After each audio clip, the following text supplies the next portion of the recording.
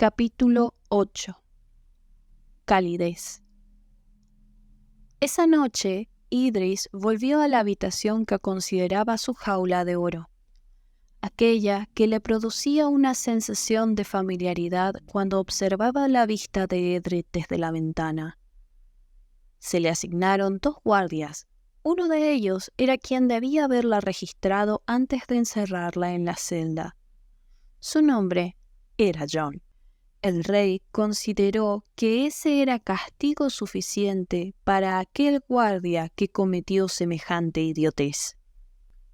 La princesa no podía recorrer abiertamente el castillo, porque seguía siendo una prisionera, pero sí se le permitía el acceso a la biblioteca y al campo de entrenamiento, aunque tenía prohibido observar a los soldados entrenar, ya que podría revelar las debilidades de los guerreros de Edred.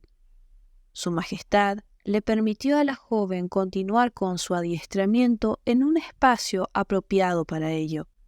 Más de una vez, Idris entrenó sola, bajo la vigilancia de los guardias o del propio Mael. Sentirse observada no era algo nuevo para la princesa, ya que para convertirse en capitana de su compañía tuvo una preparación intensa, donde se le exigió más que a los hombres, quienes solo buscaban su fracaso. Esta vez, como lo hizo con los soldados de Ashenberg, Idris demostró gran talento, al punto de que sus guardias terminaron siendo compañeros de entrenamiento para poner a prueba sus propias habilidades. Por las noches, la joven no podía dormir, así que leía en la biblioteca, sin parar, sobre la historia de Edred desde el punto de vista de sus ciudadanos.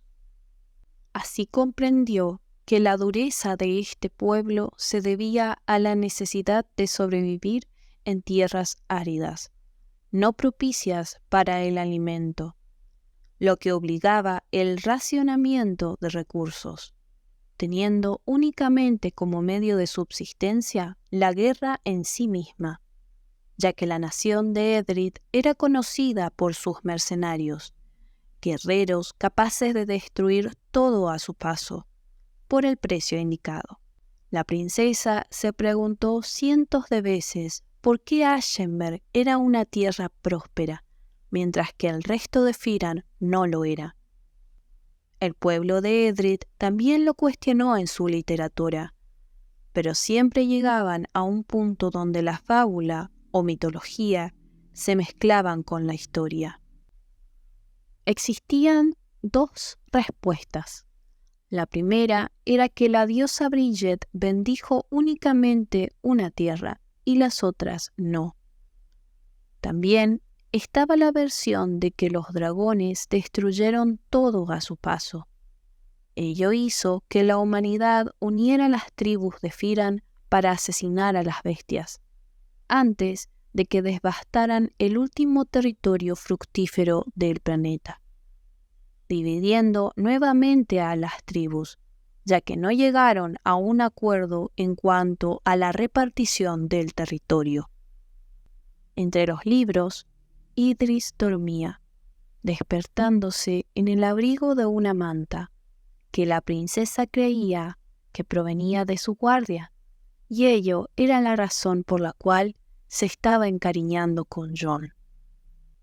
Los sueños de la joven eran extraños. Involucraban dragones, elfos y seres acerca de los cuales leía antes de dormir.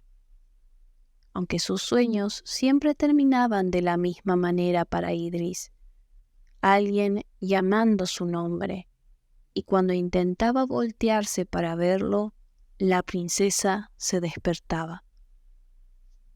Las semanas pasaron, pero la situación de la joven no cambió. Aunque había adquirido más fortaleza y sabiduría, en cuanto a las negociaciones estaba estancada. Los pocos momentos en que veía al rey Mael eran a distancia, Idris tampoco lograba entender qué era exactamente lo que querían hacer con ella. Si deseaban usarla como moneda de cambio, ya lo hubieran hecho. Y si pretendían atacar a Ashenberg, estarían movilizando sus tropas en este momento. Era lo que pensaba la princesa guerrera. Frustrada, Idris decidió sentarse en la biblioteca determinada a esperar que su majestad aparezca, porque exigir una audiencia a este punto sería inútil, creía la joven en razón a la distancia física que el rey ponía con ella. Claramente no volvería a concederle una nueva audiencia. Por un lado, esto alegraba a la princesa, porque la cercanía de Mael dejaba nerviosa a Idris, pero al mismo tiempo la distancia dejaba una sensación de vacío en la princesa, de ausencia.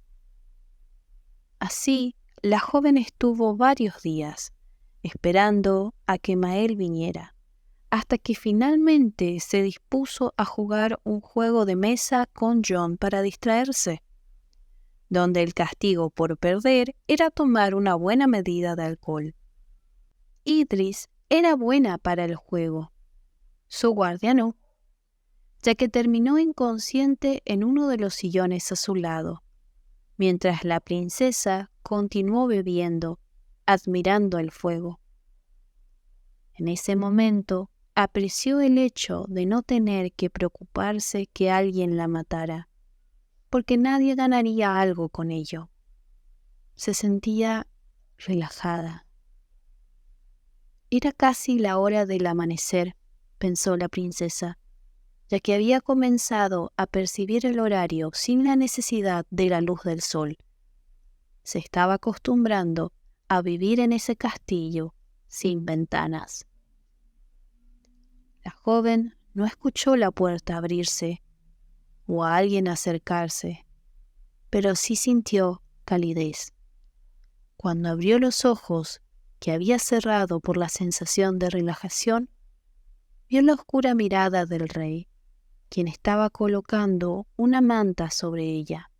«Tenemos que hablar», dijo la princesa. «No hablo con borrachos», respondió Mael. «¿Es eso una reprimienda hacia mi habilidad de beber?», interrogó sonriendo tontamente Idris. «Créeme, no tienes esa habilidad», respondió Mael mientras reía por lo bajo. «Dejando de lado ese insulto a mi persona, realmente necesito hablar contigo», concluyó la princesa. A los ojos del rey, la joven se veía como una dulce doncella, suave y cálida al tacto. En este momento, Idris no tenía una mirada asesina como la que generalmente le dirigía a Mael. El rey estaba tentado a besarla, pero sabía que ella saldría de su trance e intentaría matarlo. Así que le acarició la cabeza y dijo: «Hablaremos por la mañana. Ahora descansa, Idris». Cuando la princesa despertó, no podía creer lo que había pasado. Días esperándolo, y cuando finalmente lo vio, le muestra una escena como esa. La joven no se reconocía a sí misma, haciéndole ojitos cariñosos al rey. Se dio una bofetada mental por ello. Lo peor de todo era que quería repetirlo, pensaba Idris. Solo había algo que no comprendía. ¿Por qué su nombre parecía incorrecto cuando Mael lo decía?